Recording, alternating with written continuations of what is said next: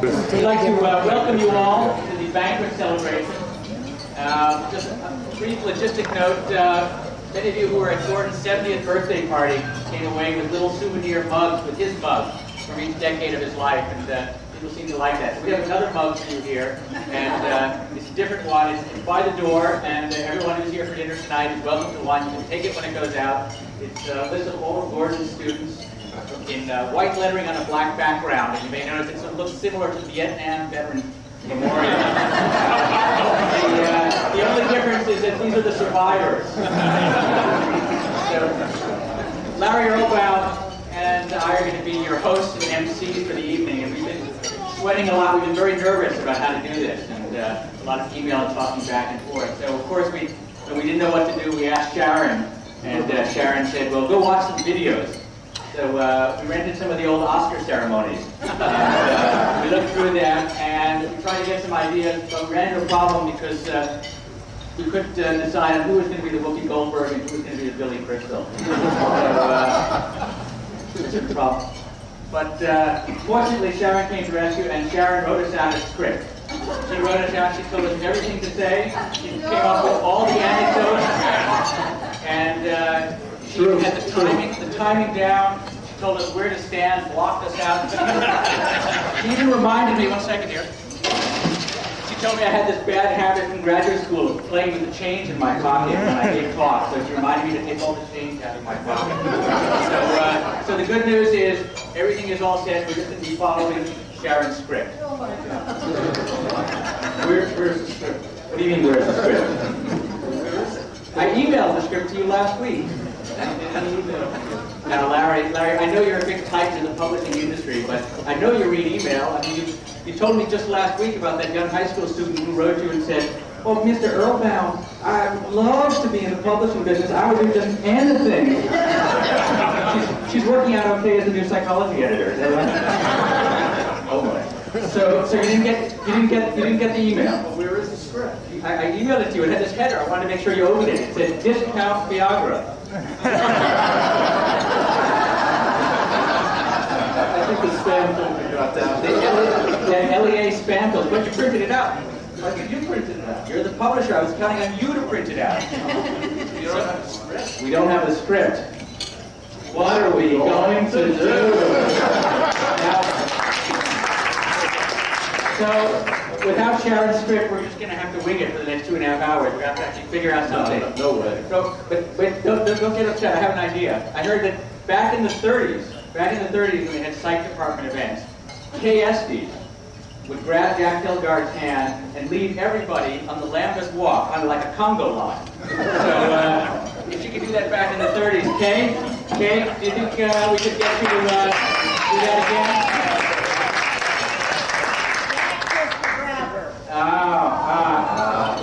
So, unfortunately, Kay isn't going to reprise this her act 60 years later. So, I think we're stuck, Larry. We've got 2.5 hours to fill. What are we going to do? Sing? Sing. Sing. We'll dedicate a song to Gordon. Just follow my lead. Just follow my lead. Ready? Okay. Why, oh, why, oh, why, oh, why did he ever leave Ohio? Why did he fail and go on to Yale when OU was closer to home? I think we better cool it today, right? We don't think we can keep going for another 2.5 hours of us. I don't think we can torture them. Okay, well, I think it's time for desperate measures. Desperate? Desperate. Well, look out here. We've got an entire room filled with academics, right? They love the sound of their own voices. Yes. All we have to do is grab a couple of them, come on up. They'll fill time for us up here for the rest of the evening, and we're all scot-free. Really? Really? It worked perfectly. No.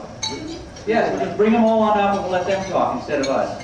Well, I have no problem about bringing them up, but how do we get them all? No.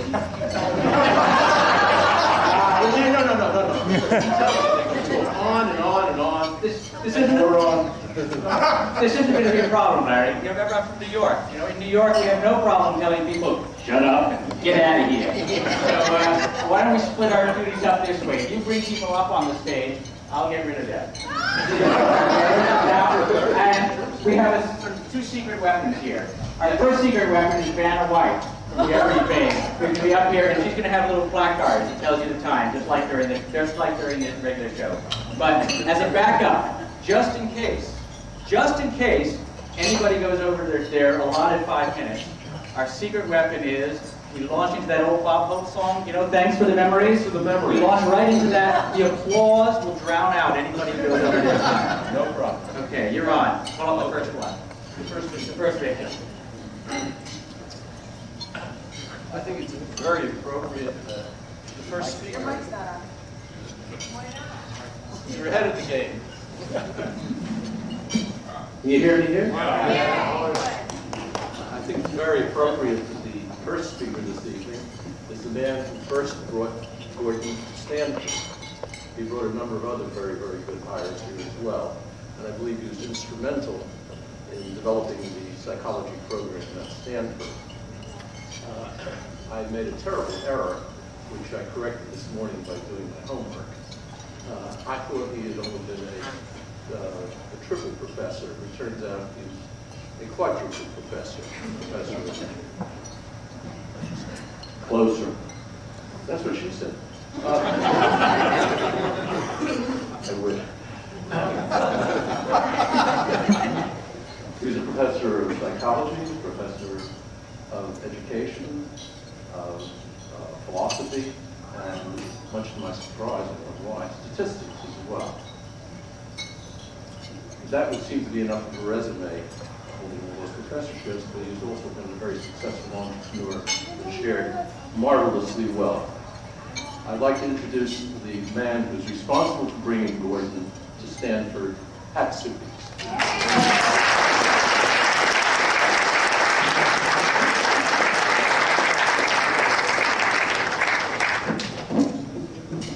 Well, thanks, Larry. I just want to point out, Gordon will surely agree with it.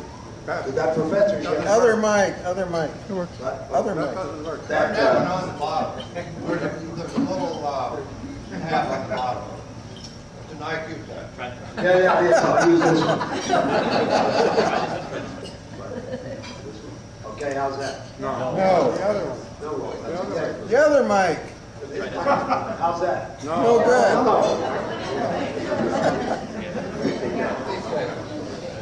How's it? Yeah. It's grabbing. That's the IQ test for it.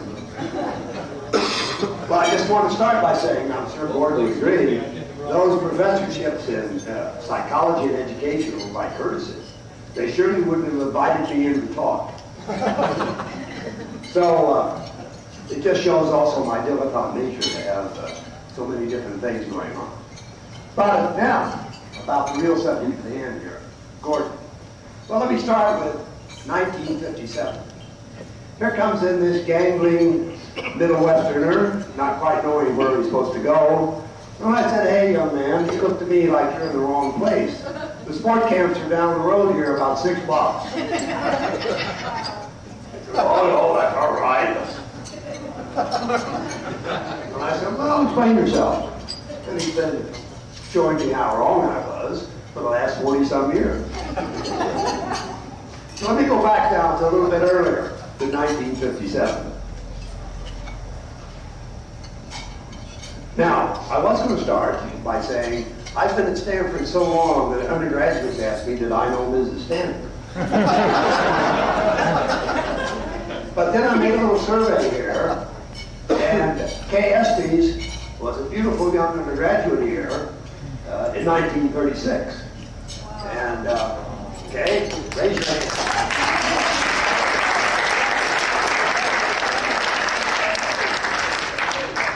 So my own modest beginning is 1950. So this is only my 55th year at Stanford. So I'll just have to work off of that. Now, the next stopping point was 1954-56. The big first thing in '54 was the establishment of the Center for Advanced Study in Behavioral Sciences up on the hill here. Yes, yay. How many people have been to that? Well, you see, that's a good point worth mentioning. In that first year, people I know well, Duncan Luce was there. In the second year, I was there. But what was important, Bill Estes was there. And I got my master class, starting from the beginning, in psychology. And I said for a very long time, all that I really knew about psychology, I learned listening and sometimes talking to Bill. At some point in that year, Dick Atkinson drifted in, young and eager to do something, and just finishing up in Indiana. Well, what was going on at the center that year was part of something broader, namely the Social Science Research Council, with some encouragement from the National Research Council, made one of those policy decisions that get made every so often as a useful idea. Namely, that there needed to be more mathematical modeling and mathematical methods applied and used in the social sciences. And as part of that, they created various funds from various places. In those days, it was a little harder to piece together funds of any magnitude at all, but they got them pieced together. And in 1957, we organized at Stanford a series of institutes. And the focus of those institutes, which ranged rather widely, were on mathematical modeling and mathematical methods in the social sciences. It was to the one on learning theory that Gordon was supposed to come, did come, and curated, of course, quite stir. There were many other people there, and I'll just mention a few. Bill was there, Dick was there, a number of other people you know.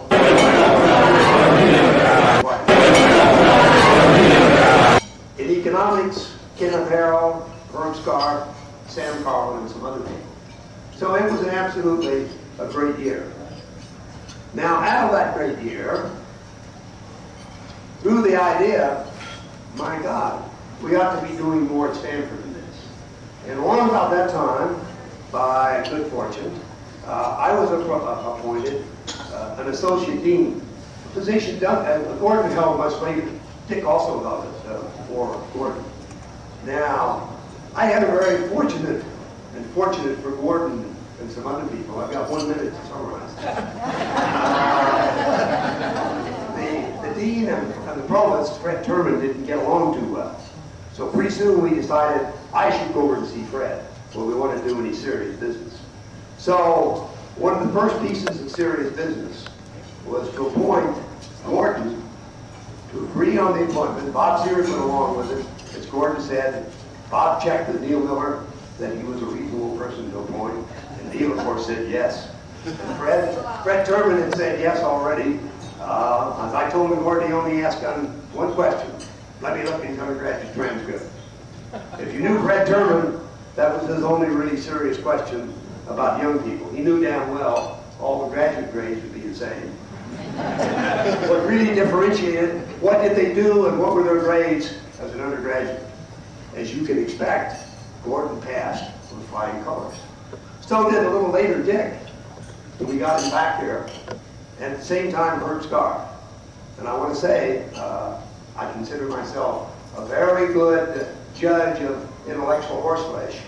All three of these guys, Gordon, Dick, and Herb, have been elected quite some time ago, as it says now, stop, to the National Academy of Sciences.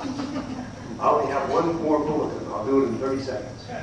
I brought along a list of the technical reports in the old Institute for Mathematical Studies in the Social Sciences that Gordon produced rapidly in succession in 1960 and 61. I won't read the titles, but you know them anyway. They were all published later. They dominated the report series for that 2-year period. And all I got to say is, Battleship Bower has been sailing and contributing and steaming ahead ever since.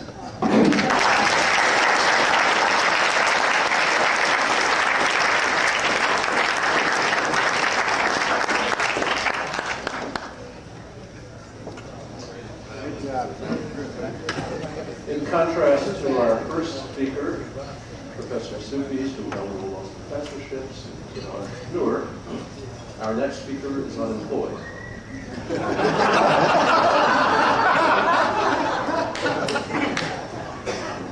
To give credit where it's due, that's Gordon's line. I called him and I said, what are we going to say about Dick? How am I going to say anything? That was his remarks. I hope I can catch you off pretty soon. Oh, yes. I'm prepared for retribution all around. As many of you know, Dick and me are very dear friends with Gordon and Sharon for many, many years. I think many of you recall also that Dick at one point was a colleague in the department. But he blew that, and he went off to Washington, fumbled into this obscure position as the head of the National Science Foundation, and we know the rest of his downfall from there. Get rid of him.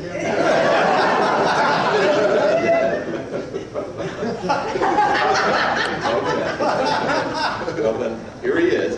Dick Heck.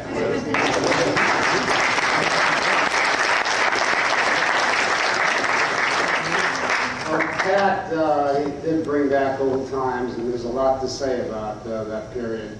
But the summer of 1957 was an incredible summer. There's just no question about it. I won't review what Pat said, but Suppes and Estes had just axiomatized me. Sampling theory and Bush and Mosseller had just published, or a few years before, the stochastic models of learning. Chomsky and Miller were really on the rise. Duncan Luce had a little mimeographed pamphlet with a red cover on it, which we all studied and read with great excitement, and that turned out to be his individual choice book, and it was published in a red cover because we all referred to it as the Red Book. But it's true, Gordon this was a mix of senior faculty, some new PhDs, and a few graduate students, and Gordon was one of those graduate students. And I must say, he really took me by surprise, because he said very little to me about his own work, except I knew he was working with Neil Miller and the like. And then he gave one of the afternoon seminars, and it was a tour de force. Now, most of you here don't know about T-mazes and what's involved in learning a T-maze, but that was a big thing in psychology in the early 50s. And the problem was not only to describe the acquisition of learning that response, but one interesting aspect was that when the rat, my former colleague at the Office of the President, looked so serious. Just relax, you'll get through this. My former colleague, when the rat got up to the T-maze, its head would pop back and forth, and then eventually make the turn, and do the right turn, and get rewarded or not. And Gordon came forth with the most elegant model I could conceive of at that time. It was a Markov learning model. He had some beautiful data that he collected. He estimated parameters. He made a prediction not only about the course of the learning, but also about the details of the acquisition process. But most interesting, he gave an account of BTE behavior, and there were some issues there that were really counterintuitive. And I think once he gave that talk, he established himself with everyone at the conference as a real superstar. I went off to UCLA after that summer. Gordon went back to Yale. A little later, he joined the faculty at Stanford. Once he arrived at Stanford, I had invited him to give a colloquium down at UCLA. We actually were trying to hire Gordon at that time. In fact, just on a side note, just about every university in the country has tried to hire him over the course of the years. The fact that he's been so loyal to Stanford University is, I think, a very special aspect of the Bowers and a very important aspect of their stay here at the university. But in any event, Gordon gave a seminar at UCLA, and again, it was very much the same experience for me. I had no idea what he was doing at the time. He rolled out the one-element model for paired associative learning. It was stunning. He compared it with linear models. He had dozens of statistics that he computed from the data that he would, 2 minutes. Endel said I could talk for 15 and you couldn't do anything about it. Okay, I'm going here. In any event, that was a great presentation. I returned to Stanford in 1961, and Gordon and I were colleagues until the fall of 1975. It's a long period. Estes was going strong, Suppes was going strong. It was just a remarkable place. They were great years. What was so interesting to me, though, was the way Gordon dealt with graduate students, and I've never quite seen anyone so deeply involved with his graduate students as Gordon. He worked with them carefully. They often came to his home for parties or just get-togethers. When it was time to finish a thesis, he was there working with them with great care, and he continued to follow them through their careers. And I can remember on several occasions Gordon saying to me a few years later, "Dick, we can be so proud," he included me on this occasion, but we can be so proud of the graduate students who came out of Stanford. They really transformed the field, and indeed they have. I gather the president this morning was off target when he said that Gordon had 50 PhDs. He had 54 PhDs, and he had a real impact on the field. He's a great teacher too. 1 minute. He's a great teacher. You know, the introduction is a long introduction. He's a great teacher, and some people have often asked me, well, are you still keeping up with psychology? And I never know quite what to say, because every so often when the Bowers and the Atkinsons get together, Gordon and I will go out for a long walk. There's a long 3-hour walk along the bay. There's another long walk in Berkeley, and many other occasions where Gordon would simply, I say, what's going on in psychology? And there'd be 3 hours of just precise, wonderful accounts of developments in the field. Honors, a lot of honors, but, and I'm not even going to go through them, but what I would tell you, Gordon, what year were you born? 1952.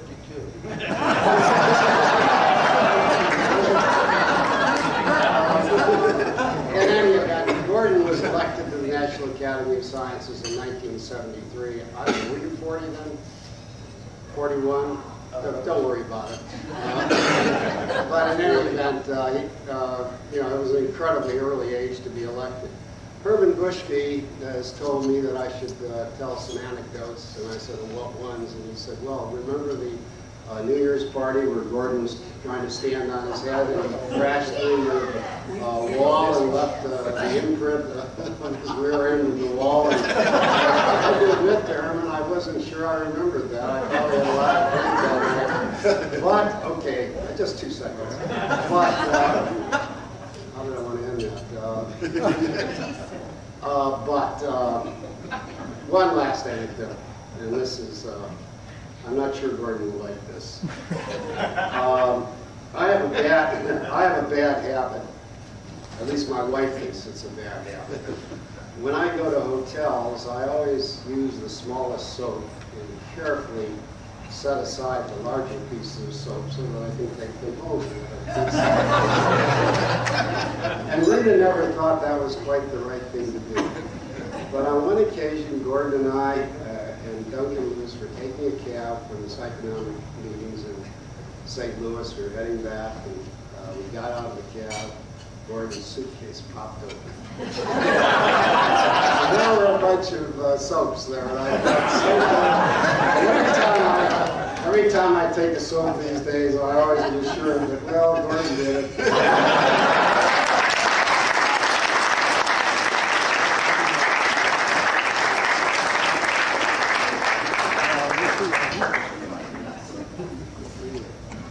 Endel's been shuddering since my last introduction. Well, he's looking for work too. Not really, as I suspect will be the case with Gordon. He's a great friend of many years and is sometimes collaborator. Endel's continued his momentous work in the area of whatever it is he's done. I have a small anecdote to introduce Endel with. He was visiting a university at one point, and a professor there had a rather cluttered desk. and Endel lectured that a messy desk is the sign of a messy mind. Endel's desk is barren. It's not. It's true. It's really wonderful. And so, I am really very eager to hear what he does not have to say. My old tennis partner, Endel Tulving.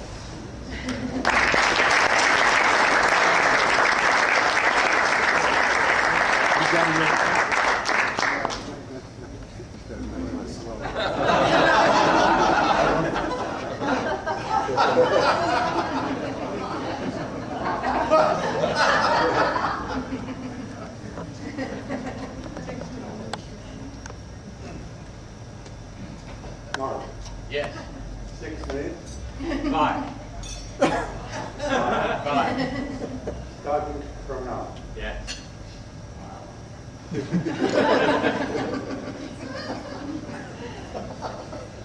September 1964. I'm still an associate professor, but I have been invited to present a paper of mine describing some of my research at the symposium at the American Psychological Association meeting in Los Angeles. And I present some very interesting data. When I'm finished, and this is one of my flash bulb memories, I'm sitting here, standing here, with 400 people there, and just about where Karl is sitting, there is this giant, I decided it's about 6'4", stands up and says in a very deep voice, but not in an Estonian accent, but really Ohio accent, says, "That is a lot of baloney."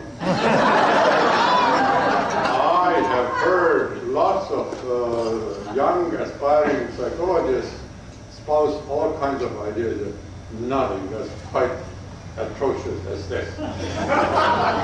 Sits down, I don't know who he is, I'm just a nobody. But you're a psychologist, aren't you? Many of you are. You know that psychologists have verified the fact that most normal people make an impression of what other people are in the first 10 seconds. I made an impression. I sized up to this guy in 10 seconds after he had sat down. I said, he is a troublemaker. But also, you know that there are two kinds of troublemakers in the world. There are two kinds of crazy people in the world. There are good crazy and bad crazy, and troublemakers, good troublemakers and bad troublemakers. So we held my judgment for a while, go back to home, Toronto at that time, and I'm a little young guy there on Roger Meyer's executive committee of the Department of Psychology, and we have these big guys there like Dan Berline and Lee Hamsel and George Mander and so on. And Roger Myers is a clinical psychologist plotting how to make psychology department at Toronto great and famous. And he has figured out that the one way is to do, Toronto cannot compete with Stanford and Harvard and Yale and Columbia with buying established talent. But if we're smart, we go after undiscovered talent. And he had found a method of doing it. You find out how young people starting to publish are cited. How frequently are they cited? And he and his secretaries do his own back and long, long before whatever we have available now, you know. And at the next executive committee meeting, Roger Myers comes and proposes that we make an offer to Gordon Bauer. And I demurred. I said, he does not really appreciate good research.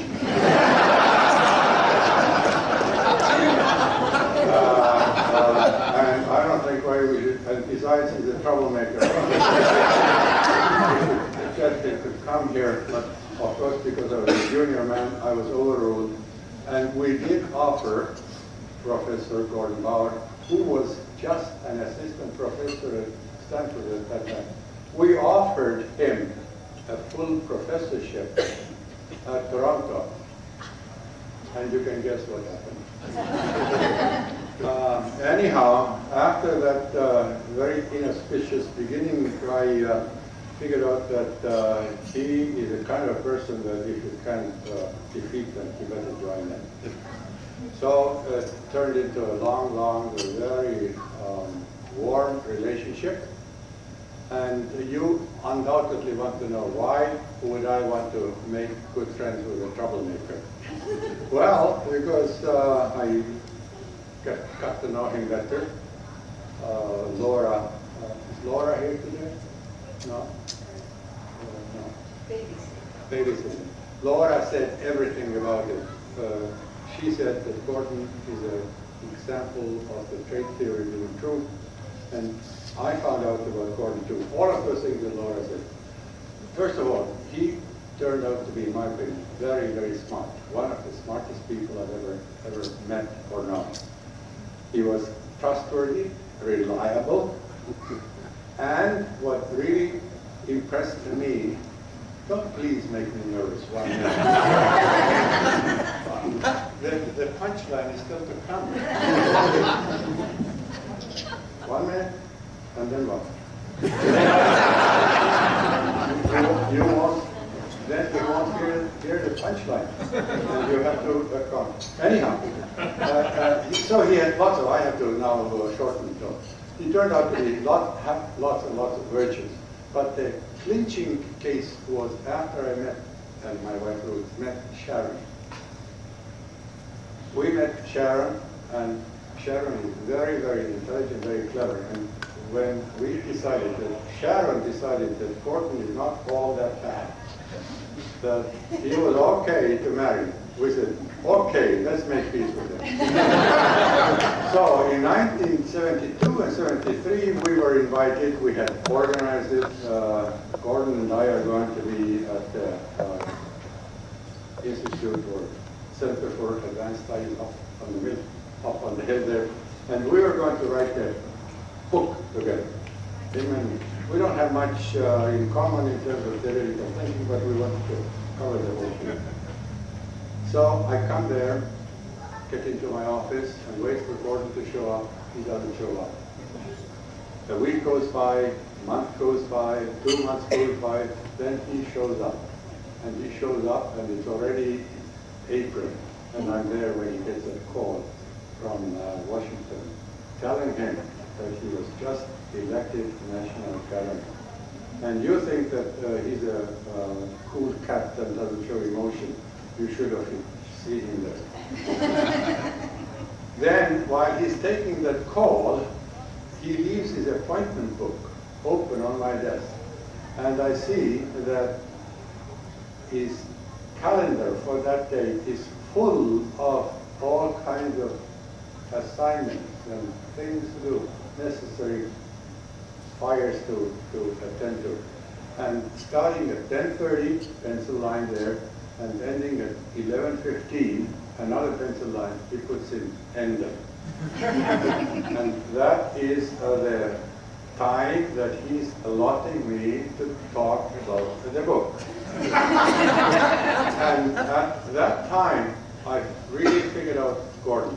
I said, not only is he a brilliant person, has lots of help from the family, like Sharon, and has everything going for him, but he also knows something that some of us do not quite appreciate. I'm told to stop.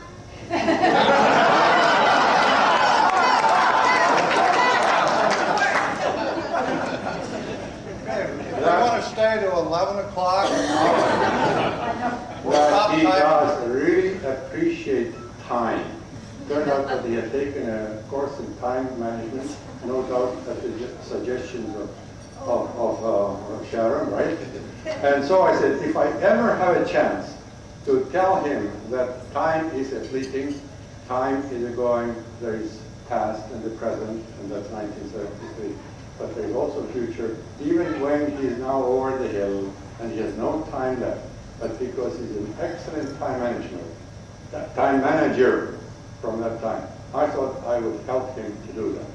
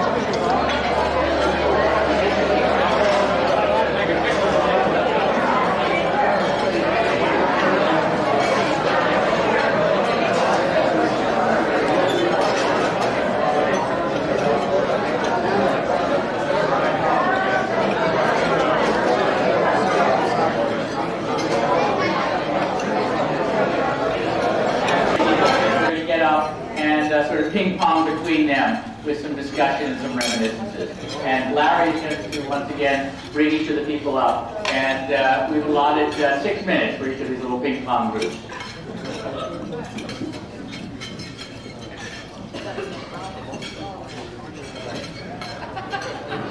Most of you know that Gordon at one point had an opportunity to play Major League Baseball.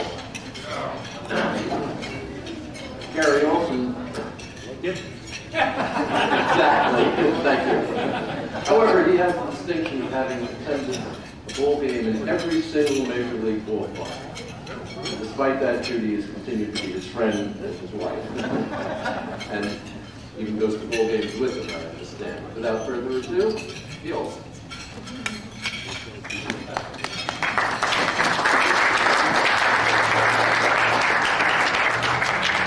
To make things clear, I'm Judy Olsen. This is Jerry Olsen. So I was a postdoc with Gordon in 1969-70, and Jerry was a finishing PhD student in 1970. So we did overlap. But unlike the Loftuses, we didn't know each other then. So I did know who he was, and he knew who I was. But it wasn't until, 15 so years later, we found out we had a lot in common, including Gordon. And we remember announcing to Gordon that we were about to get married in 1982, and he fell back against the wall, and we really worried he was going to dent the wall. In our brief remarks, we're going to play up 2 themes. The late 60s, when we were both at Stanford, were times of enormous political turmoil, primarily over the Vietnam War, although lots of other issues, and it directly affected our lives at Stanford in those days. It was also a time of great intellectual turmoil. We've heard some of those themes during the day today.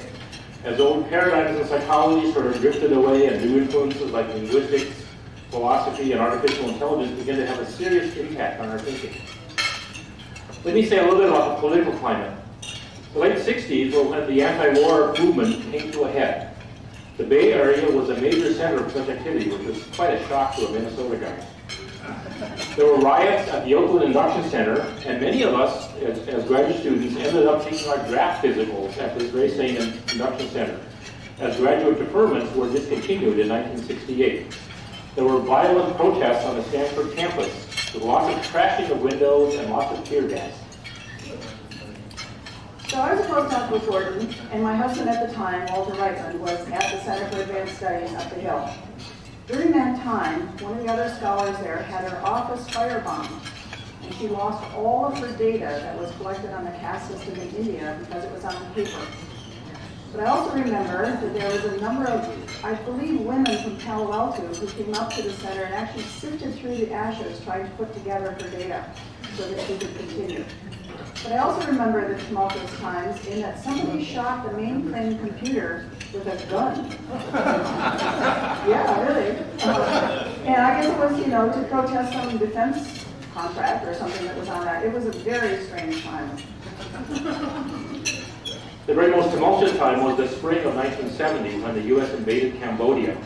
It touched off protests all over the nation, including the shootings at Kent State and lots of other things. Many campuses went on strike, and Stanford was no exception. The activists at Stanford advocated shutting down the campus, and unit by unit, votes were taken. I can still remember the psych department had a meeting on the plaza outside of Cumberly Hall, and lots of discussion and debate about whether we as a department should support the strike.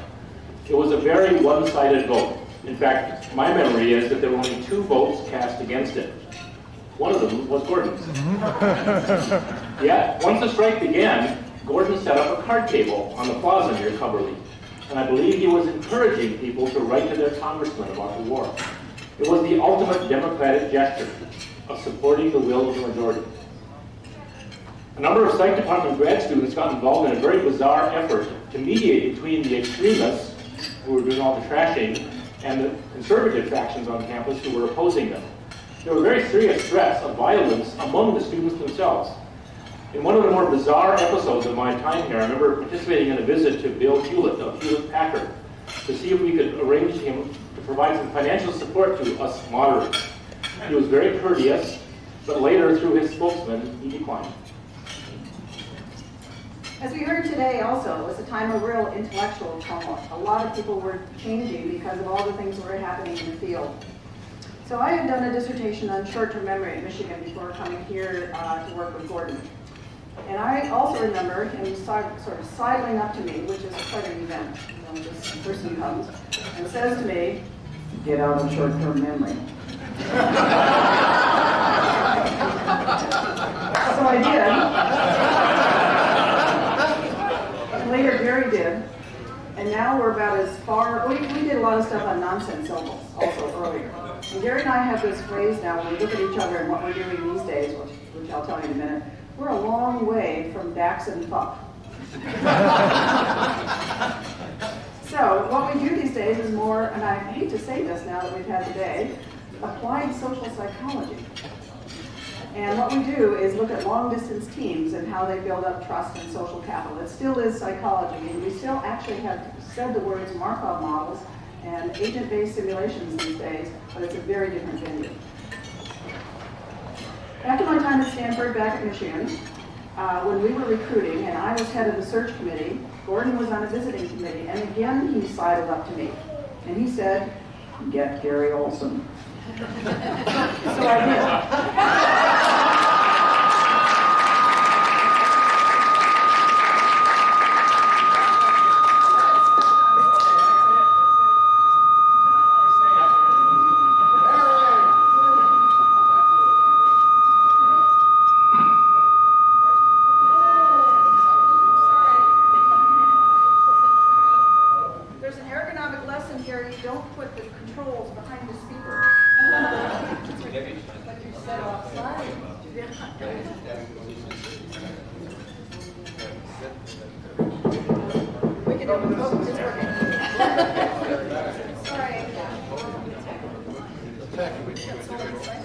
Why don't the handheld phones work? We got $400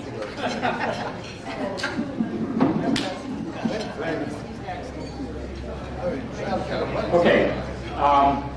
Many of us arrived at Stanford eager to do math science, but the winds of change were blowing. We started taking classes, the students that is, started taking classes in linguistics, artificial intelligence, philosophy of mind, and so forth. The ideas were quite different from those that were kind of the associationist ideas that underlay a lot of classical math psych. I remember Gordon offering a seminar on verbal behavior that used a textbook by Arthur Stats, who was not part of the Chomskyan revolution. We students gave him quite a rough time in that seminar. But to his credit, Susan Gordon was reading Chomsky and Lakoff and reading the same kinds of things that we were reading. One of our biggest takeaways from the time with Gordon was the regular weekly research meetings. They were interesting, lively, and kept a bond going among Gordon and his students. Ever since leaving Stanford, this has been a staple for our research groups, up to this day. Both of us have lively weekly meetings with our students, and we and they feel bonded. Thank you, Gordon, for these very rich memories.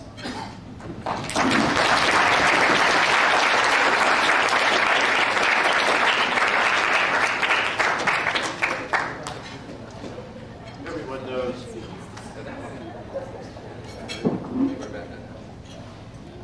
Hello. Everyone knows that Gordon provides womb-to-tomb support for his students.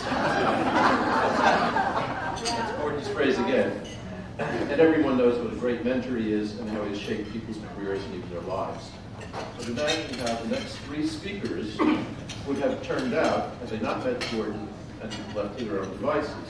Thanks to Tony Bauer and his connections with the think tank, I have been supplied with the predicted futures of the next three speakers. Wait.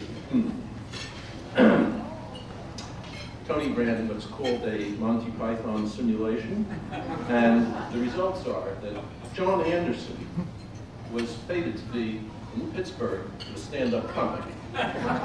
Steve Kosslyn was destined to become the chief rabbi of an obscure Hasidic sect in Brooklyn. And Bob Sternberg might have made a career in publishing. Anyway, here are the terrific trio, Professors Anderson, Kosslyn, and Sternberg.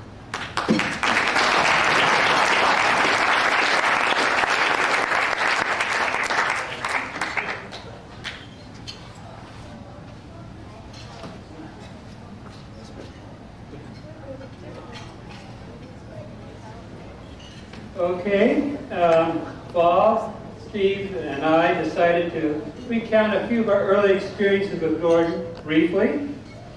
When I came to Stanford, Gordon was this awesome authority figure. It was the 60s and you were supposed to challenge authority. But let me tell you, I never challenged Gordon. I came to Stanford intending to study mathematical psychology. You can imagine my consternation when he informed me that mathematical psychology was dead and that I best go into artificial intelligence. It never occurred to me if I was just exaggerating a little bit. And so I dutifully dropped mathematical psychology and started studying artificial intelligence. And actually, I think I have Beth Loftus to thank for the first time that I stopped blindly following Gordon Bauer. It was my first Friday seminar presentation. Of course, I was terrorized. But I practiced, and I practiced, and I practiced, and I had all the facts at my fingertips. But I forgot one little detail about presentation, which is you have to consider how long it's going to take. So anyways, I came in, and I started going, and I went through all my material, and didn't give anyone a chance to interrupt. And it only took about, I think, 25 minutes to go through the material. And Gordon looked at his watch and said, "Gee, that's good, John. It's more than a half hour left. Why don't you do it again?" And I was going to do it again. Unfortunately, Beth interrupted with a question. And so we had a few questions, and we ended the meeting early. And since I started defying Gordon, it's been all downhill. I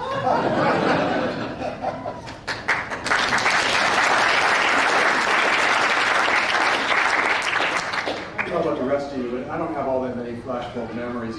But I do have one the first time I saw Gordon Bauer. He was gone my first quarter. He was in Austria. And I'd gone to this Friday seminar. I was very comfortable, relaxed, and all that. And then come the new quarter, I go in and standing room only, but the chair at the end of the table's empty. I couldn't figure out why people were sitting on the floor or standing. Finally, this huge man comes in, sits down, and says, "All right, begin now." I had no idea who he was. I was sitting next to Ira Fischler, who was giving a talk, and I noticed him shaking. And there was sweat along his hands, very different than previous Friday seminars. So he's talking along, and all of a sudden this This fist, I swear it was the size of a ham, goes, pow! And a sine wave goes down the table. Gordon said, if that was right, which is not, then blah, blah, blah. Okay? And I'm seeing a shock. At which point, Bobby Klapsky, you know Bobby Klapsky, red hair, freckles, cuts Gordon off. Says, Gordon, you've overlooked blah, blah, blah. And you sort of grumble to a hard home. I'm frozen. It's like in a fight or flight response, and I knew which one I wanted to do.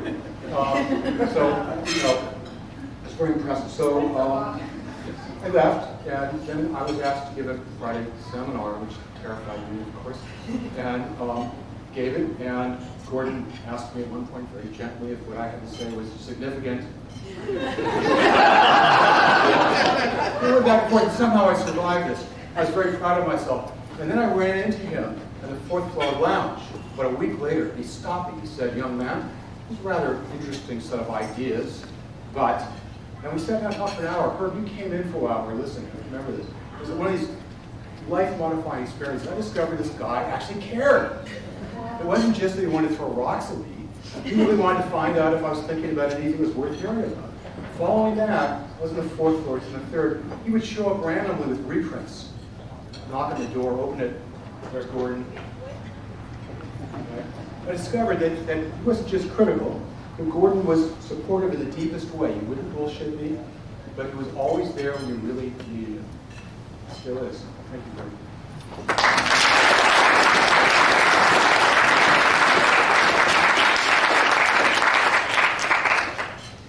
After my talk today, 73 people told me either I or the talk seemed confused, which was distressing because there were only 13 people there. So I thought I would explain why the talk was so confused. I first met Gordon and I was very insecure about the kind of impression he would have of me, so I thought that I would brown him up by giving him a senior paper I did at Yale, and thereby create a good impression to start things off on the right track.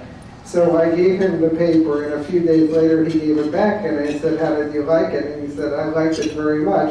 And what I did is I crossed out just the sections I don't like. So I looked at the paper and crossed out the whole thing. So that got me confused.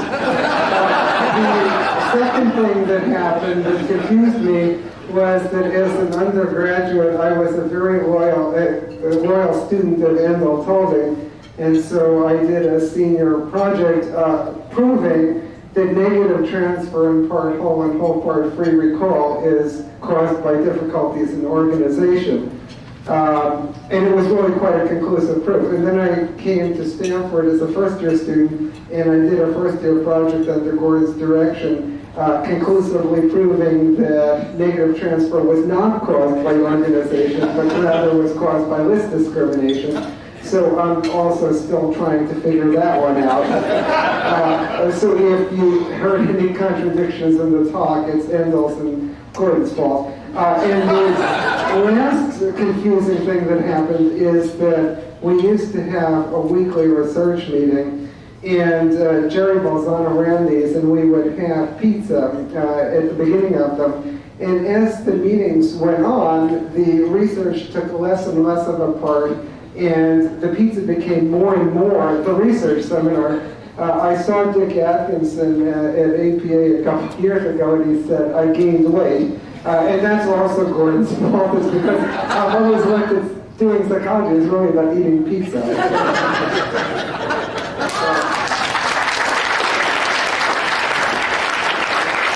think I have a sense from Bob of one kind of interaction you'd like to change, if you could, with Gordon surrounding food. But I'd like to ask Bob and John, if you could have changed one particular interaction in your experience with Gordon when you were here, what would that have been?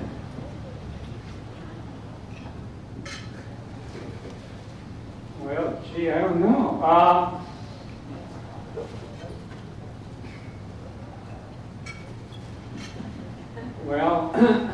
When I was leaving Stanford, the last day or something, and Gordon, I guess, was going somewhere, and so he had a little food around the house, his house. He said to me, would you like to come over? I think we've got a banana. And I guess I regret not coming over.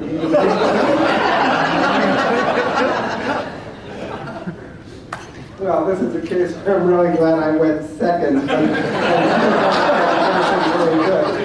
The very first time I saw Gordon, I had never seen a picture of him or anything like it before, and I saw that this couldn't be the guy. He just didn't look like my image. And then he started talking about baseball, and I didn't know even the teams, much less the scores. And I walked back that night and I said to my wife at the time, I don't think I'm going to fit into California, and I never really did.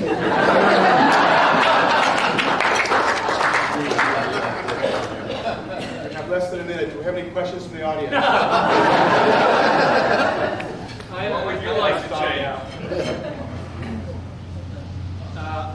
Larry Erlbaum, I didn't quite get this. Was it wound to what? Tomb. Wound to tomb, or not? It wasn't wound to.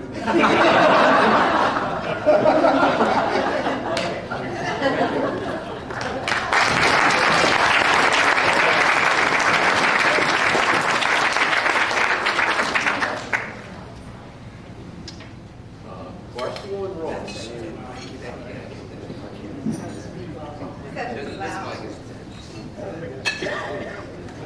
Barsalou and Ross. I think we'll stop playing What Would They Have Been Today, unless anyone wants to make some suggestions. No? Okay. Both these gentlemen have distinguished themselves to their own credit and to the credit of the man who's guided them, nurtured them, and helped them most. Al Gore. Louder. One of Gordon's best lines is that he's a modest man because he has a lot to be modest about. He ruined that when he turned out these two. I take great pleasure in introducing the comedy team of Barsalou and Ross.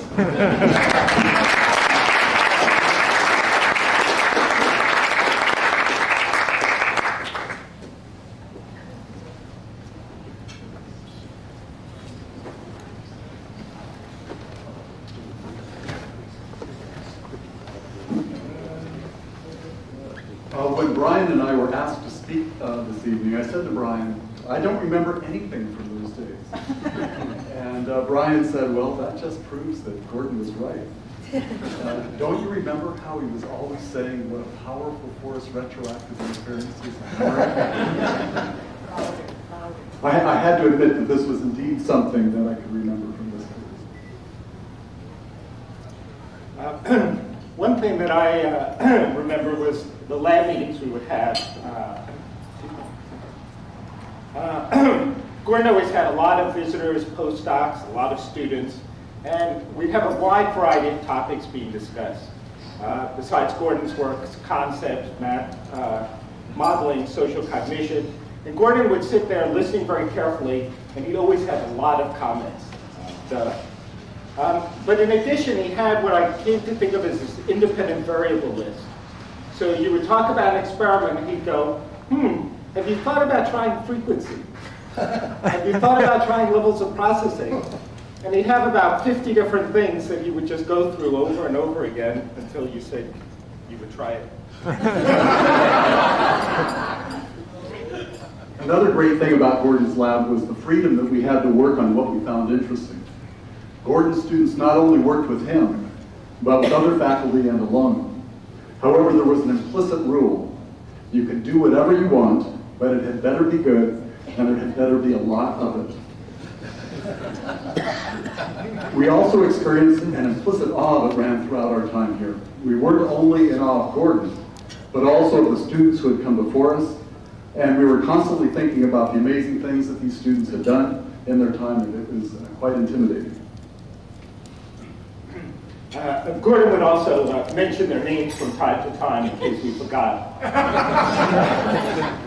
It also led to a number of collaborations among students that Gordon really encouraged, and for many of us this has persisted for quite a while in our careers. And one of the things we learned was to rely on students to tell us about the goodness of our ideas before we tried them on Gordon. So when Steve Kosslyn sent out an email suggesting that we do this, I wrote to Larry immediately and I said, I'm thinking rap. And he wrote back and said, I'm thinking not.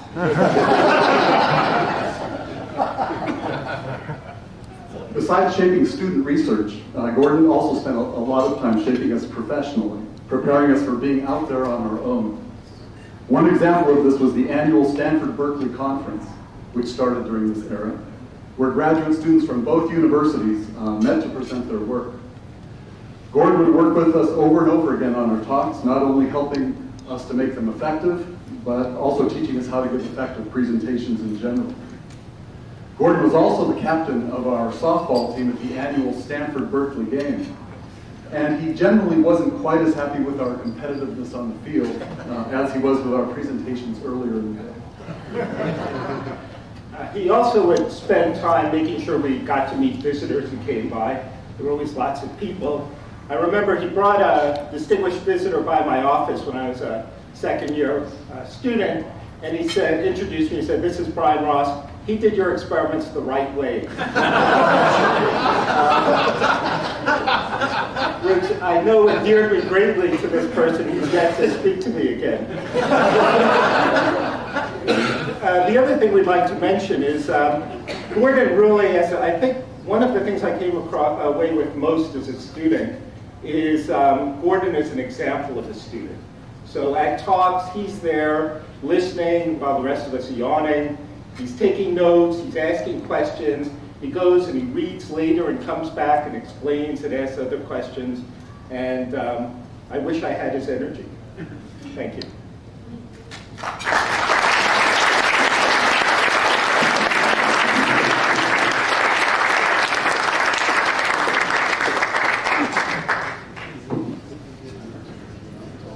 I won't mess about with the next two speakers because they're both products of Gordon's best effort and toughest effort and mentoring, besides getting on. And I don't have anything terribly snide to say about them. Well, I do about Professor Gluck, but that will wait. So without further ado, here are Mark and Lera.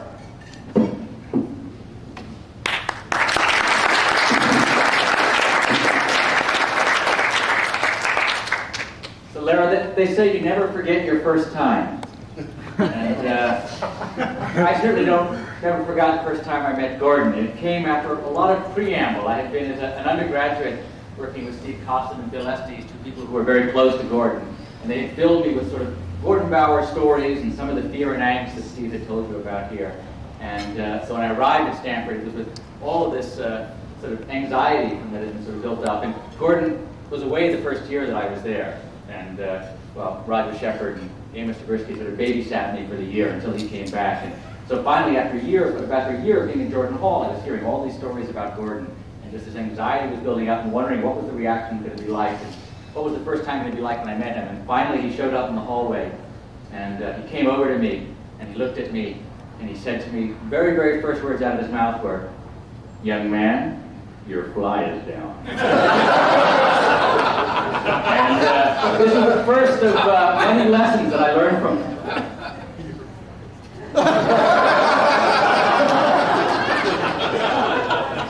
I think I'm going to pass it to her. Well, if there's one thing that Gordon students love to do is tell stories about Gordon. There's certainly no shortage of them. I think it's a hobby of ours. Actually, I'm starting to suspect we're in one of Beth Loftus's experiments where we continue to tell stories, and the more we tell them, the more we believe they actually happen to us. So by the time I ended up in Gordon's lab, things were quite a bit different from kind of the historical accounts you've heard so far. First of all, there were about 7 female graduate students in Gordon's lab, which was a new development. And it was so new that we actually developed several different ways of referring to ourselves. Most people called us Gordon's girls. Gordon called us the girl scientists. He'd see you in the hallway and he'd go, "Oh, there she goes, girl scientist."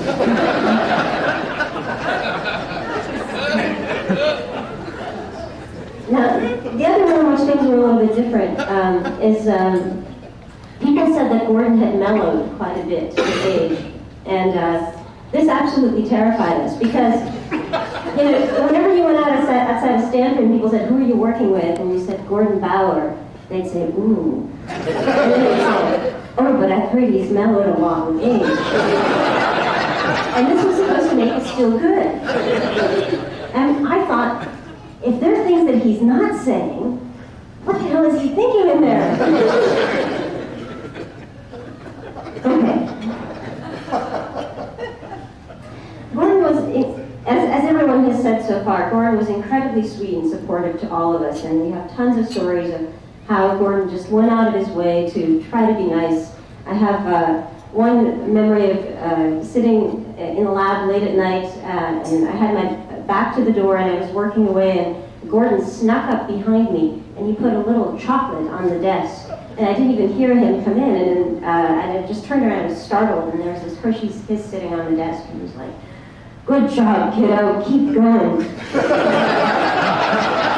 And he did things like that for us all the time. There's one example when Beth Marsh had to walk home to her apartment in Menlo Park late at night, and one time Gordon called her into his office, and he said, Beth, I have something to talk to you about. And Beth was really worried because she thought he was going to chew her out about not publishing fast enough or something like that. And Gordon said, Beth, I'm very worried about you.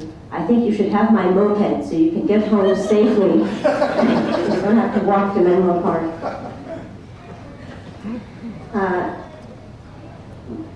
And people, of course, have also said that Gordon takes tremendous amounts of effort and time to give feedback and provide all kinds of useful advice to his students.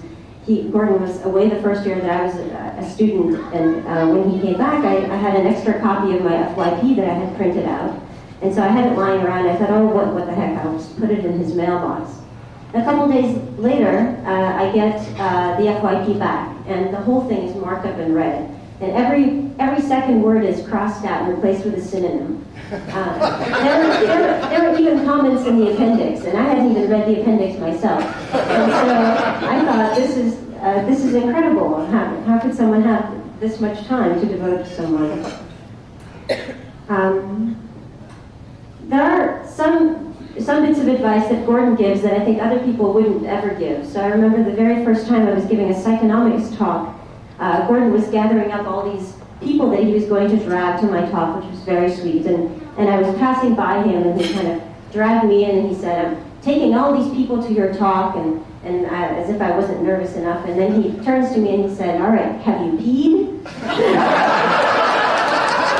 And then I had to report in front of all these people whether or not I had peed. And then go give the talk. Of course, there's always the invaluable advice on getting jobs and getting ahead in your career that Gordon gives to his students. I remember when I was first applying for jobs, I really wanted to get a job at Berkeley. And I don't know why, but I really, really wanted to get a job at Berkeley. And I asked Gordon, is there anything you think I can do to increase my chances of getting a job at Berkeley? And Gordon said, have you tried sleeping with George Lakoff? I tried to turn you down.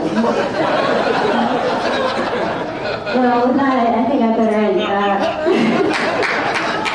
Thank you, Gordon, for all your advice, and we hope to get much more of such advice in the future.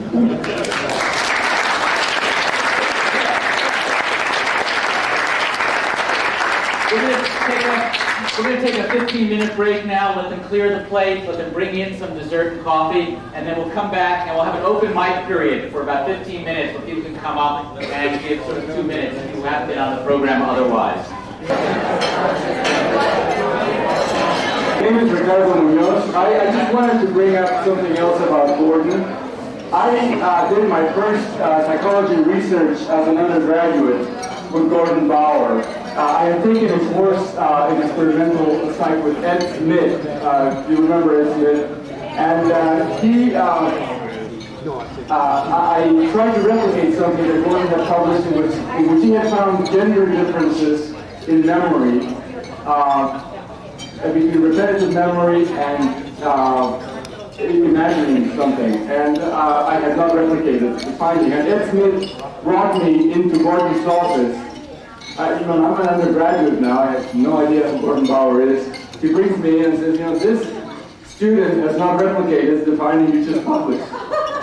And my guess is Gordon was not very happy to hear that, but he agreed to supervise me in actually doing it under his direction. And we did about 4 studies in 1 quarter. At that time, I didn't know that studies took a long time to do, so I just do one and did the next one and the next one, so using the Psych 100 pool. Anyway, Gordon's work on mood and memory. I'm a clinical psychologist now. I teach at UC San Francisco, and I'm actually on sabbatical here at Stanford this year. But I'm still using the ideas about mood and memory in my work on depression, which is my specialty. So nobody had mentioned that Gordon has been doing, had also, of course, been involved in teaching undergraduates. And as one of those undergraduates, thank you, Gordon.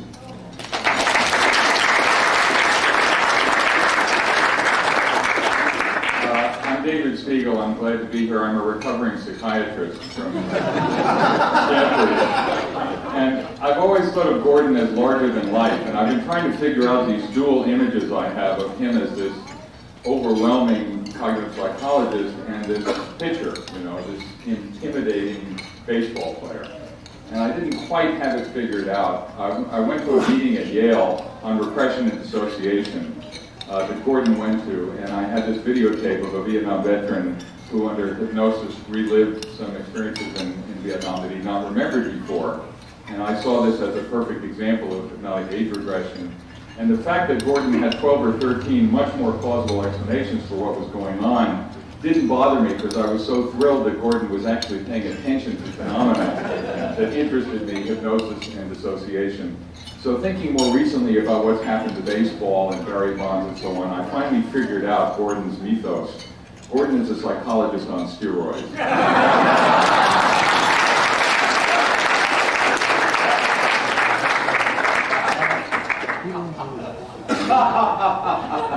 Oh, Gordon. Oh, you poor guy. Donald Horst and I'm Steve Link. We're graduate students at Stanford, beginning in 1963. We had a Friday afternoon seminar at the Institute for Mathematical Studies and the Social Sciences, and it had a long seminar table. I gave my talk, and some other graduate student came and sat at the far end of that table and asked these absolutely astonishing questions. And I thought he was really smart. And I thought, God, a graduate student like that, I'd really like to know more about. Then I discovered it was Gordon Bauer. He was a professor. So I thought, my heavens, we have to do something special for this guy at some point. So when Taversky retired, we sort of regenerated these Ventura Hall talks over at Ventura Hall. And Gordon gave a talk. And Don will tell you exactly what we did about Gordon's talk. Well, we videoed. At Steve's request, I ran a video camera while we were there. So we have Gordon on video. He was talking about something like unintended plagiarism and what a wonderful thing it was for his career. I was studying it, not doing it. Oh, doing it. Studying it, sorry. So we got around to creating a DVD out of this, and we'd like to give that to Gordon. Actually, Sharon might enjoy it more than you. I also have Gordon's stories like everybody else, but I prefer not to mention them here.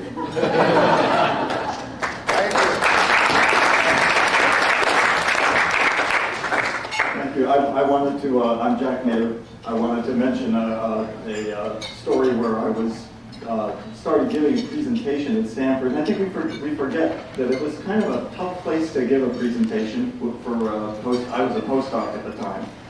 And I started out giving a presentation, I won't even say what it's about, didn't matter. And about 1 minute into it, somebody in the audience, not Gordon, somebody in the audience said, why does this matter, what you're saying? And I was prepared for that, and I gave a 30, 45-second explanation of why it mattered. And then I started to go back to my talk again. And the same person said, that doesn't convince me. Still seems unimportant. So I explained again why there was some significance to what I was doing, and then the person said a third time, I still don't see why that's important. And at that point, I was pretty experienced, somewhat experienced at that point. I just didn't know what to do. And but the voice came from the back of the room, going, well, I find it important. Proceed.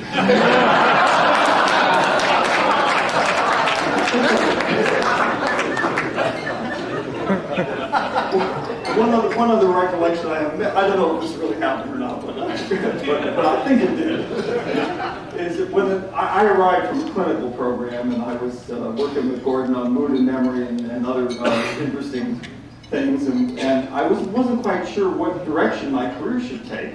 And I had worked with him for a while, and I was sort of starting to absorb the cognitive ethos at Stanford at that time. And I went into him at some point in my second year of my postdoc and said, I've got to apply for jobs at this point. I'm not, and I'm a little confused. Do you think I should apply for jobs in cognitive psychology or maybe personality psychology or some other area? And he looked at me and leaned back in his chair, and I think he said something on the order of, well, I can tell you this. You don't look like any cognitive psychologist I've ever seen. That's one of the ways that I became a personality psychologist.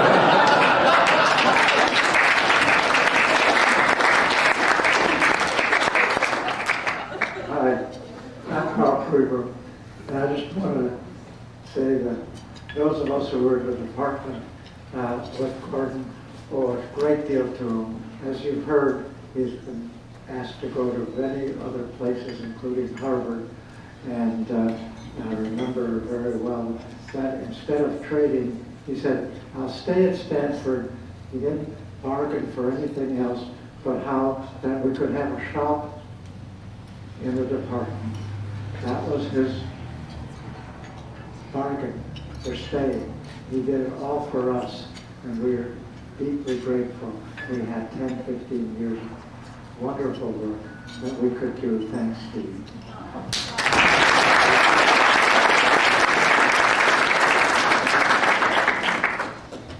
Hi, I'm Roger Shepard, and like everyone else, I love Gordon and Sharon. They have been very kind and generous to Barbara and me. To back a little bit, I was born in Palo Alto and grew up here. I always wanted to come back to Stanford. I went to Yale, studying was in the East for 17 years, Bell Labs for 8 years, and I wanted to go back to academic setting and would like to go back to Stanford. I remember approaching Bill Estes once during this period, asking whether there might be a possibility of Stanford opening, and there wasn't, but a couple years later he created one by moving to Rockefeller University. And the phone rang and Gordon Bower said, would you be interested in coming to Stanford? And by then I moved to Harvard, just moved to Harvard, and so we came out, and Bowers have been very welcoming and very generous to us. And then when we left Stanford 3 years ago, they let us stay over at their house after we had to move out of ours before we took off for Arizona. Everybody's talked about what a big man Gordon is in every sense, and I have to, and the story I wanted to tell has already been told about the New Year's Eve night when we had the house-to-house party and of the Stanford faculty, and we had a little bit to drink at each house. By the time we got to the Atkinsons, people were pretty well lubricated, and they've been talking about yoga and standing on their heads, and that's the story that Dick told about Gordon demonstrating standing on his head and went through the wall into the kitchen where Rita was getting the entree out of the oven. Everybody was laughing uproariously except Rita. And suddenly I stopped and said to Barbara, "What are we laughing for? They're coming to our house for dessert."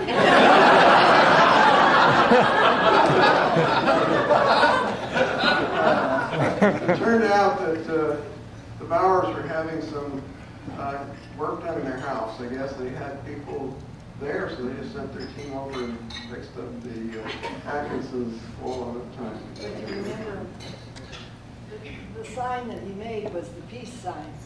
Yeah. The cracks in the wall made this sure remind me of the big peace sign. Speaking of, I'd always wanted to be a big man like Gordon, and I guess it's still operating in my unconscious because when I went to get my Arizona driver's license after we moved to Tucson, and my California license was about to expire, I filled out this form and did it a little hastily because I wanted to get to the window before they closed. And I filled out the form, and I took it to the woman behind the window, and she looked at the form, and she looked up at me, and she looked at the form, and she said, "What is your height?" Well, I got thinking, I'd been 5 feet 8, but I thought maybe when I was filling it out, I thought, well, maybe I shrunk a little bit, but, well, 5 and 8 is probably close enough. And she said, "You've got 8'5" down there."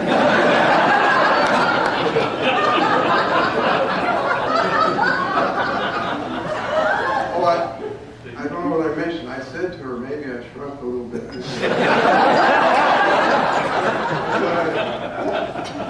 was a little afraid then that they would turn me down for any number of possible reasons. Thank you very much.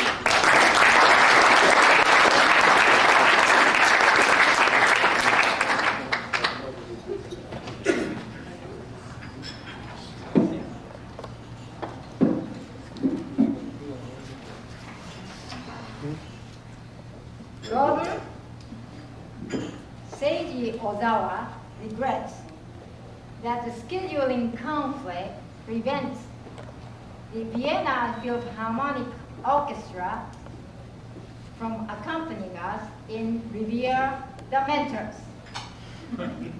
I therefore perform without its help. Japanese students, upon either leaving the Mentors, perform this traditional Japanese song of appreciation and goodbye, or, as is true today, to salute retiring scholars such as Gordon H. Bob, the youngest retiree I have ever known. Although very brief, this song reflects Confucian traditions and Japanese reverence for scholarship.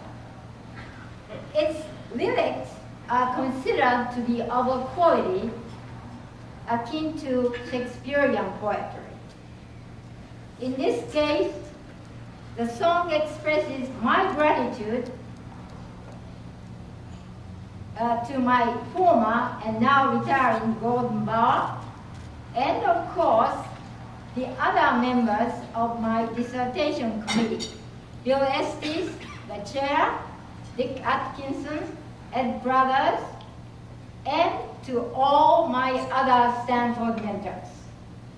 A rough translation of the song is, we students revere you, the mentors, and greatly appreciate your teaching.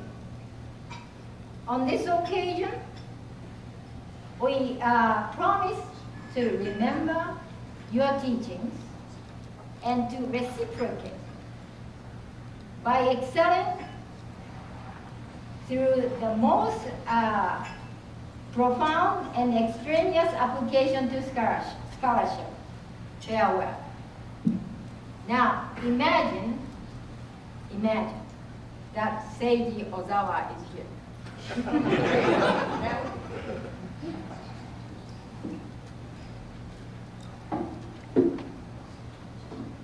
I need a microphone. Yes, I do.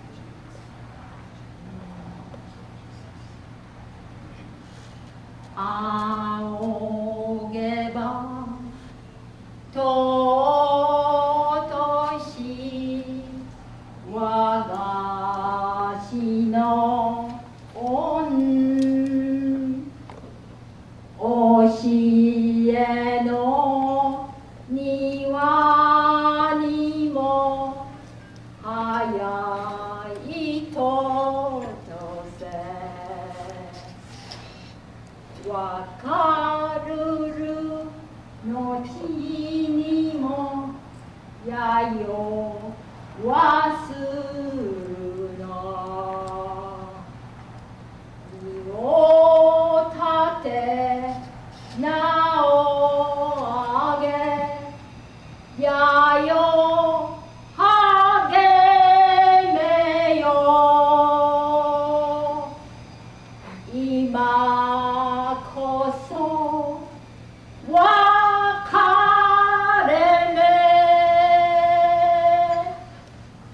iza saraba.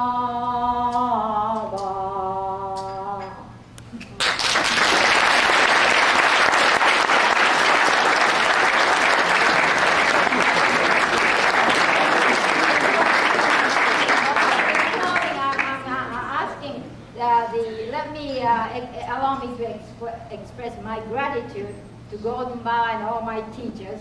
And as a token, I would like to give you my latest book as appreciation. This is just hot offering of lovely Erlbaum presents. Thank you, Lera.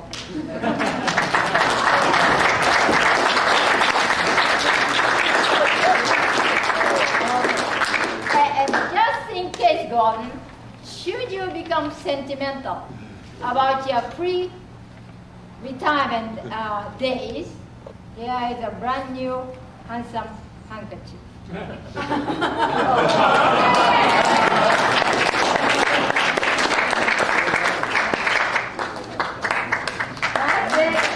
you very much.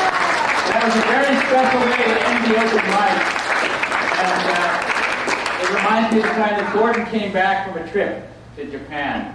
And he says, I have good news and bad news. He says, the good news is I'm very, very famous over there. They know me from one end of the country to the other. And he said, the bad news is they know me as Golden Bowel.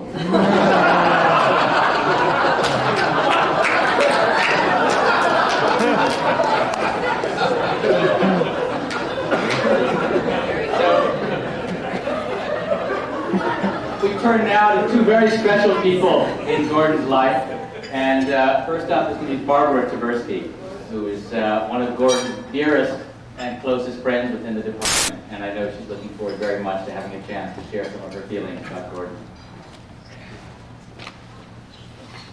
Thank you, Mark. Enough laughing. It's time to get serious. It's an honor to honor Gordon Bower.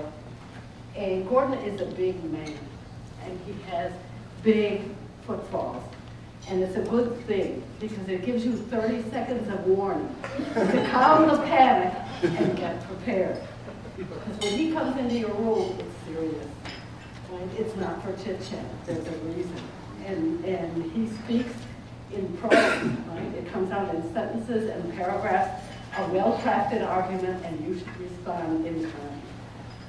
So Gordon has had many roles in his career, and I think I've been privileged to be in more of them than almost anybody else in this room. He already had a role in my life before I ever met him. He was an intellectual hero. So baseball fans need their heroes, opera fans need their heroes, psychologists need their heroes. Right? Even rabbis have trading cards, and if there were trading cards in psychology, Gordon's would have great currency.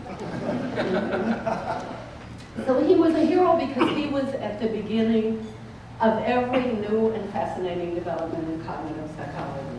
And we've heard a lot about that today and have representatives of it. mass psych with a one-element model, imagery and mnemonic devices, ham and associative memory, scripts, stories, mood, categorization, and ripples to personality and social and clinical. So to do good science, you have to keep learning and you have to keep innovating. So I knew him before he knew me. He was an intellectual hero. But it turned out that he knew me before I knew him. Okay? He actually read those mountains of technical reports that every university sent out to every other university in the days, the pre-electronic eras. And unbeknownst to me, my thesis advisor had put my thesis in one of those, and it arrived on Gordon's desk, and the next thing that happened is it appeared in a chapter that he wrote that I later read, an excellent chapter on imagery, the famous one in the Greg volume. So another aspect of him as an intellectual hero is scholarship. Next I knew him as a postdoc. This is a recorded story. I don't know why it happened. He left just as soon as I came. Now he's heard that from many people. So by the time he came back about halfway through the postdoc, I was already happily absorbed in a bunch of projects.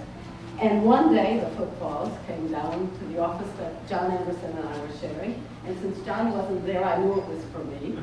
And he came in and told me a bunch of ideas for experiments. And I commented on them. I thought some of them were okay, some of them I didn't like so much. I thought they could use repair. And I mean, I was really clueless.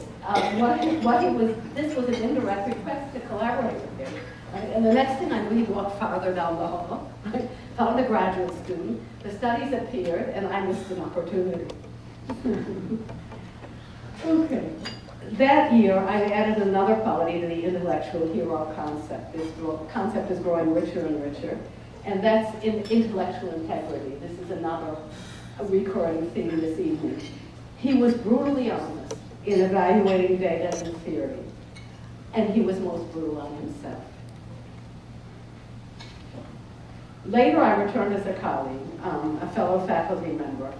We attended meetings together, seminars together. We shared students, some of whom are in this room. We co-taught the graduate course in cognitive psychology. As if that weren't daunting enough, I was supposed to give the memory lecture.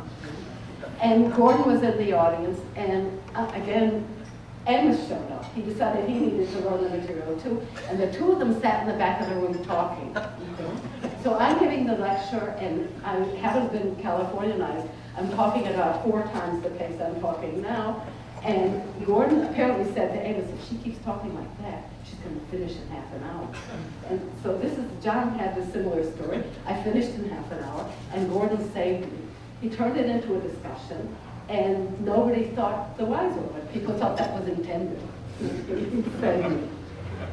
Okay. So and that year, about that time, I added another attribute to the intellectual hero concept.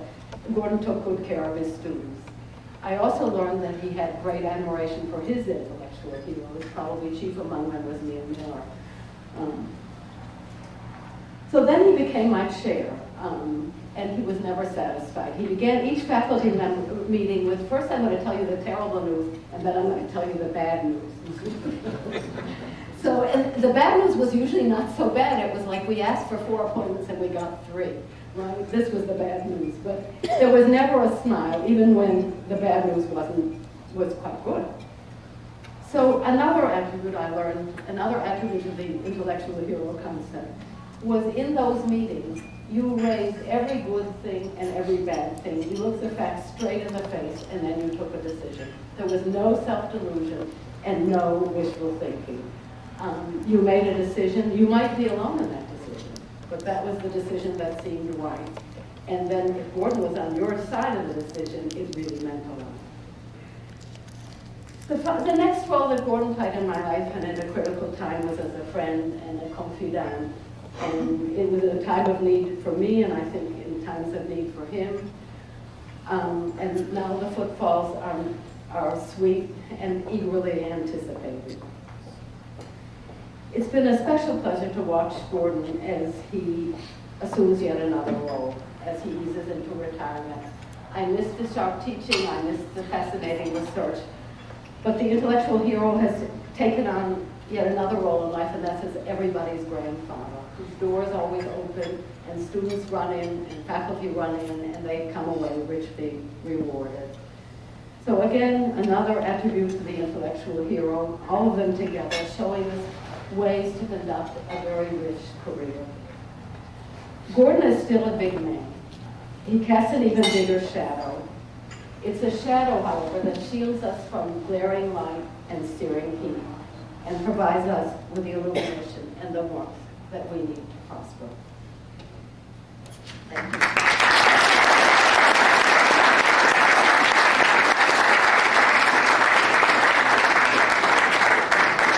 Our next speaker is Mark Lepper, who's been chair for many years for Gordon. And Mark was particularly grateful to be included in tonight's program and not as part of the old timers. There's a new saying that power corrupts and PowerPoint corrupts absolutely, so I have to have a few slides.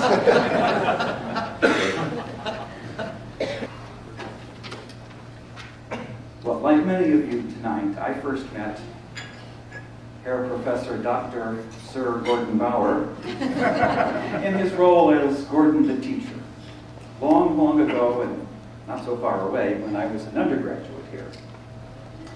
It's a little recalled fact that in those distant, ancient days, when Gordon was still a junior faculty member, that he taught the basic undergraduate course in learning.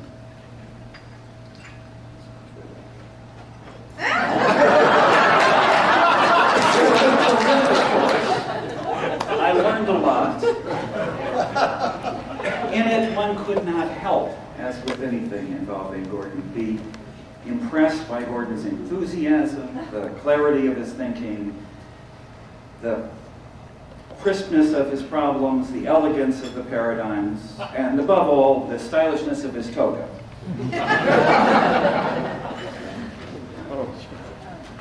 And my only small problem with this seminar was that it turned out to be all about rats and pigeons. And I was kind of interested in humans who only appeared in the last week when it was mentioned that the basic principles of learning were pretty much the same, but maybe just a little more complicated. Oh, not bad. The light comes on, I press the bar, they write me a check. How about you?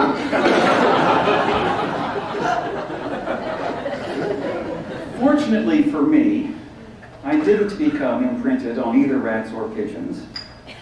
That was a good thing because 4 years later, when I was coming out of graduate school and looking for a job, that wonderful freestanding building that Gordon used to house his animals in had already been bulldozed to the ground, and he was nearing completion of his pioneering book with John Anderson on human associative memory. It was just the first in a long series of events where you saw Gordon changing the field from one paradigm to another seamlessly. Well, I did come back as an official faculty colleague, a junior one, of course, and I began to learn much more about Gordon the scholar and the many different intellectual and social roles that he played within our department. I quickly learned that Gordon had received his first endowed chair at age 2, and that he'd been elected by acclamation to the National Academy at 4. I learned that he had somehow gotten it written into his contract with Stanford that he would be the person who would ask the first question at each and every colloquium. And from observing his behavior in that setting, I learned the meaning of a new term, the killer question. No more details need to be given on that. I also learned that Gordon served for centuries, or decades at least, as the conscience of our department and as an arbiter impartial of all things psychological at Stanford.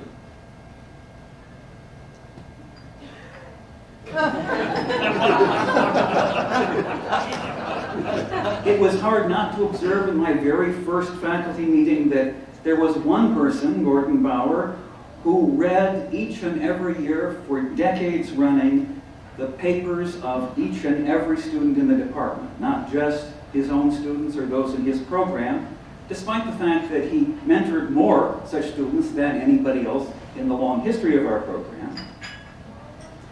Unfortunately, I had to learn one implication of Gordon's total dedication to psychology the hard way when just 2 weeks before my own tenure meeting, Gordon arrived unannounced at my door and asked if I had a few minutes to talk about my research.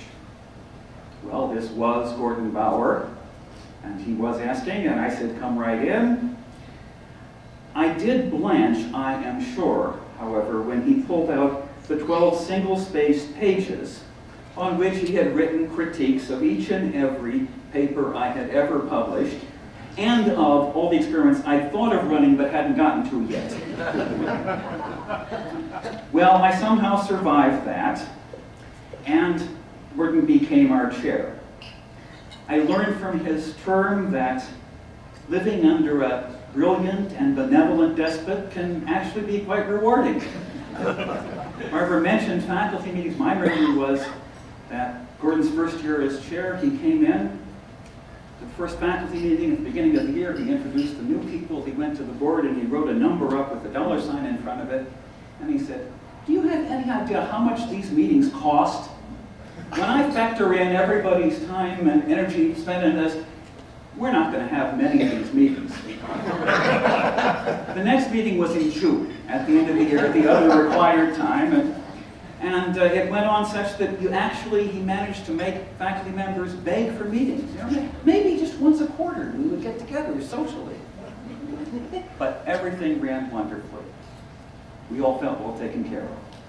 Later, when I was chair, it was just so clear that there was no one